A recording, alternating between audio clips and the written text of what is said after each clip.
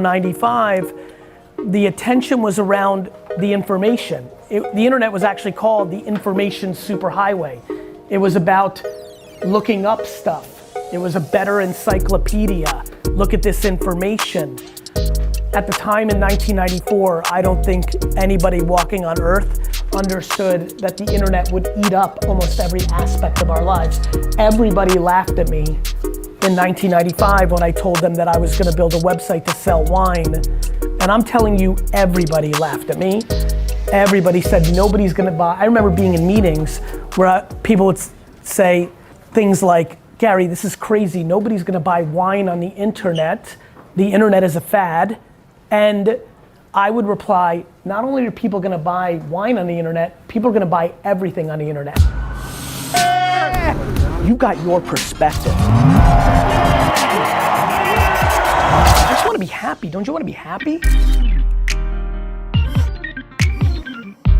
As a matter of fact, I used to use the concept of people are gonna buy tomatoes on the internet because for some reason people were very passionate about touching tomatoes at the supermarket, and that very much upset people. And I remember when Fresh Direct came to New York and people were buying tomatoes on the internet, it was a very big deal for me because I emailed a lot of old friends and said, I told you so. I think that the blockchain, in the consumer way that we're talking about it with NFTs, is the biggest thing that's happened since 1994, 95. And I think everybody here should spend as many hours educating themselves on what I'm really saying. It goes far beyond Bored Ape or Be Friends. It is a monumental shift. And right now we're looking at collectability with a hint of utility.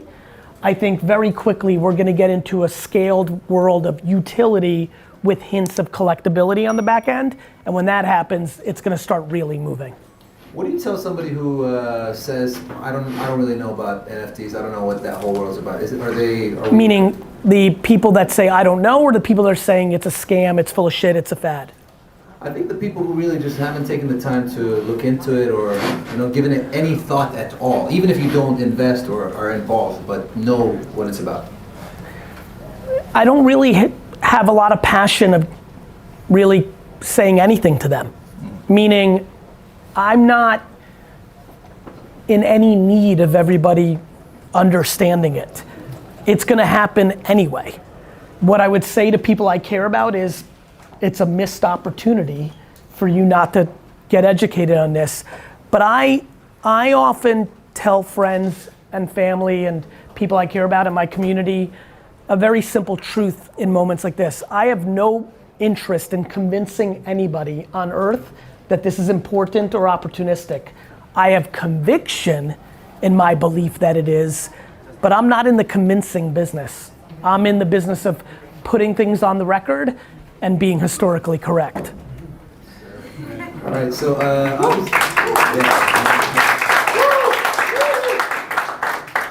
and this is an interesting point. And also being prepared to have to deploy a lot of humility if I'm historically incorrect. For me, the reason I'm comfortable doing this is if, God forbid, because I don't want it to happen, this whole thing isn't real and the blockchain disappears, I'm mentally prepared for saying, here's why I didn't see it. This happened, and this happened, and this happened. And I think that's a very important part of many people's journeys. I think a lot of you here don't produce content or don't do things out of the fear of being wrong. And I want to remind you that being wrong is not only okay, it's actually a preference. It means you're pushing. What's not okay is when you're wrong, not being accountable and owning it.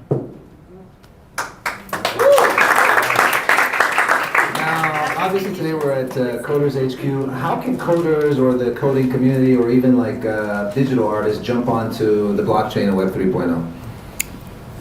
It's funny because a lot of you probably are aware of my content. I often make fun of school or college, but what's unfortunate is that people aren't really hearing what I'm saying. I believe that education is the most important thing in the world. I think the way education is currently being sold in the world has lost its way in the reality of our world.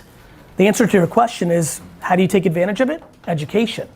In December 2020, when I sensed through my strength, which is consumer intuition, that the NFT thing was finally getting close, I spent hundreds of hours educating myself.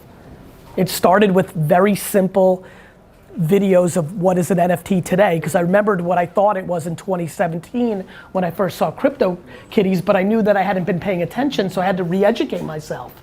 The answer is education. Like, every Web 2 developer in the world should be learning how to develop for Web 3 because it's lucratively exciting for them. There's incredible demand for Web 3 developers.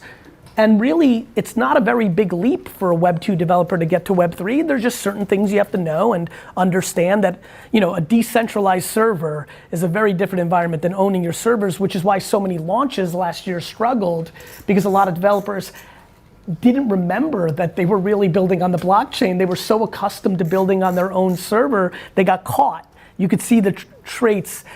So the answer to your question is just education. Like, put in the time and effort to be educated. And another little side note, a lot of the energy right now in Web3 is unfortunately built around greed and short-term financial behavior, which is a very different game than Web 1 and 2 were built on, because there wasn't this much money being thrown around. So if you're in this room, just make sure that you're not getting clouded by greed, which what that really means is, once you have a hypothesis, make sure that your hypothesis is not grounded in what you'd like to happen for you. Make sure you're double checking everything in a more holistic point of view on it. Can you give any advice to coders who want to capitalize on their code and coding capability? Has there been any drive towards blockchain, Web 3.0 for coders in specific?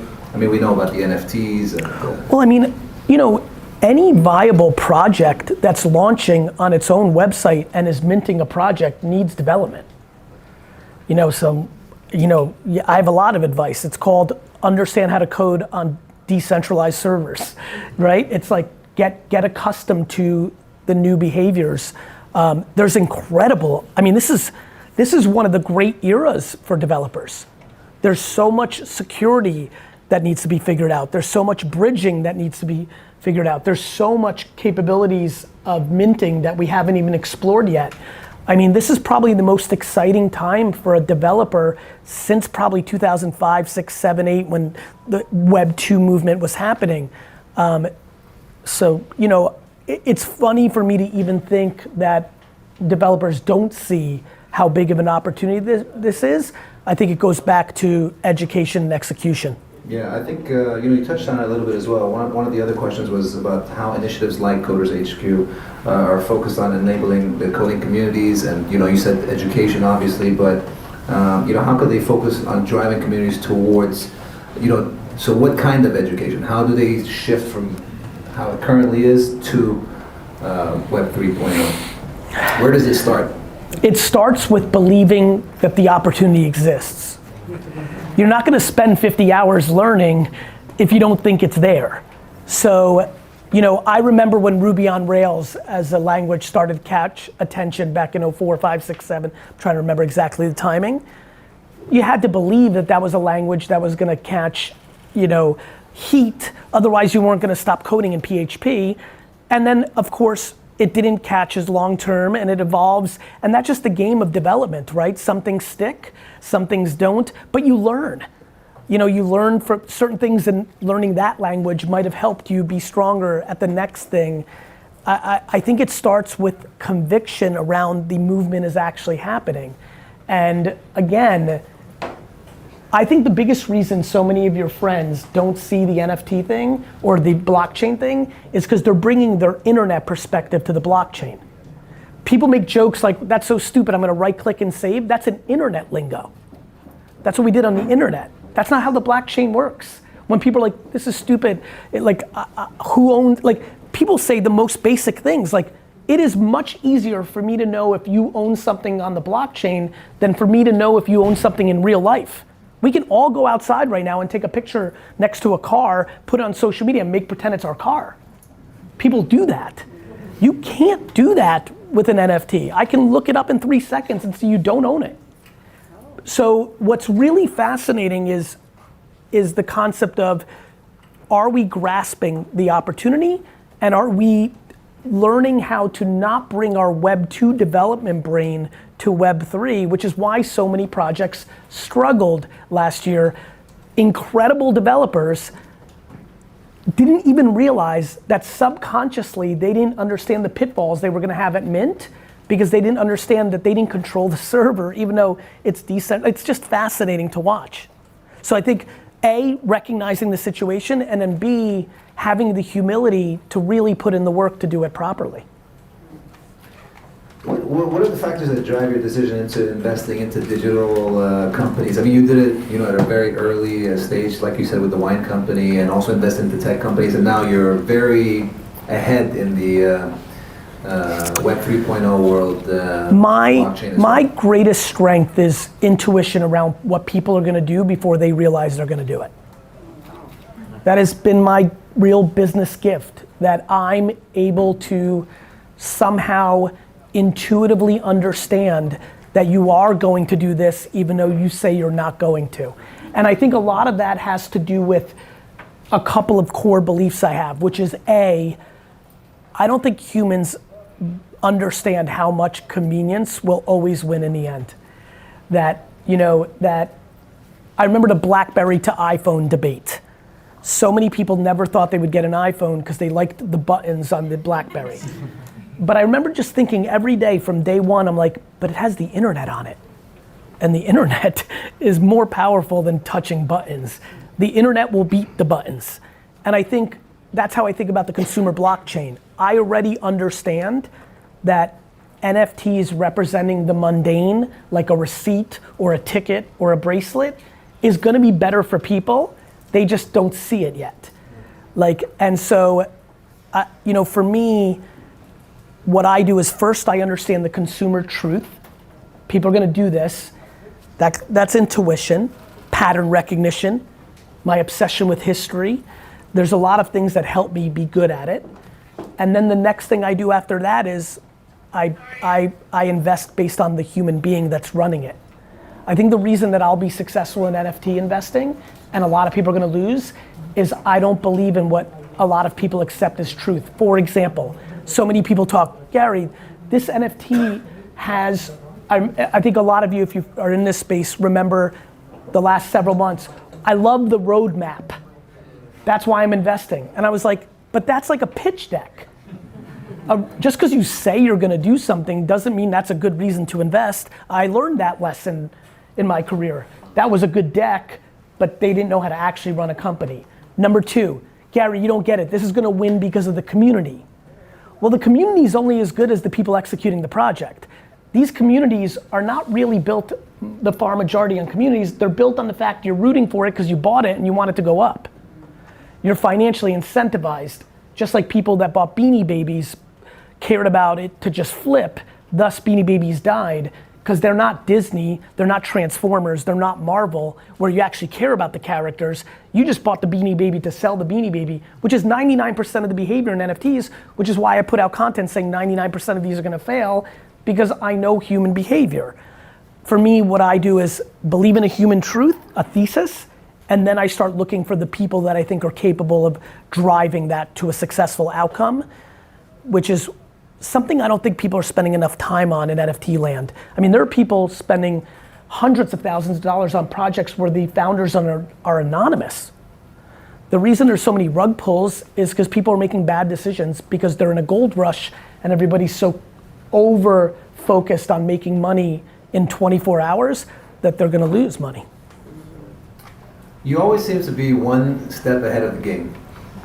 The game right now is 3.0 and blockchain. Is there anything else that you're thinking about or is on your plate that is coming up? No, I don't allow myself to think that way.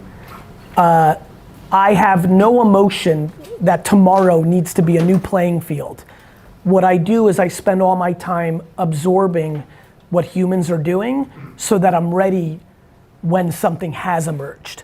I didn't force NFTs into the lexicon. I watched people and realized NFTs were on the precipice of happening. So for me, I'm just paying attention, but I only get interested when things are on the precipice of scale. My career, when it's looked on, when I'm long gone, will probably be much more of a story of timing than anything else. I bought Ethereum in 2015, and you can find clips of me talking about it in 2017, 2018, but they're very far and few between. I bought it, I understood the concept, I watched from afar, and then when I felt that the summer of 2020 was showing me indications because of Top Shot and Flow, because of punks, that something was brewing, then I committed to the time in the winter to say, is it ready? And then by early January, February 2021, I'm like, oh my God, it's ready. Then I got very loud. You know, it's funny, I'm so frantic, high energy, loud. I understand my communication style, which I think confuses people at times to think I might be a little bit throw against the wall and see what sticks. A lot of people say, you know, when someone says something nice about me, like, man, you've been really right about stuff, I'll always see a lot of comments. I'm like, yeah, if you predict 900 things, 3 are gonna be right. And I always reply to those people. I'm like, hey, would love to have you show me the video of what I predicted wrong. I think what I do very well seems very counter to my energy, which is the following. There's a great saying that a lot of people really believe in, which is measure twice, cut once. I believe that I measure 50 times and cut once. It's just that after I'm done measuring 50 times and I'm ready, I cut loudest. I also feel that because of my intuition and because of my listening strengths, that I do see things a hair early. Once I sense it and I taste it, I'm so convicted that it's a feeling that I've known before that I'll put in the work so fast, which allows me to speak to it earlier. I was right about TikTok, right? I was right about social. I was right about e-commerce and content and many platforms. And it's because I put in the work and I don't fear being wrong, but I'll be very honest with you, the only reason there's so many people in this room right now is because I've been right. Yes. Right? And so,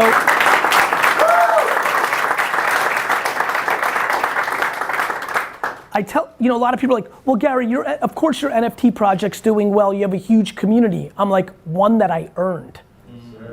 I'm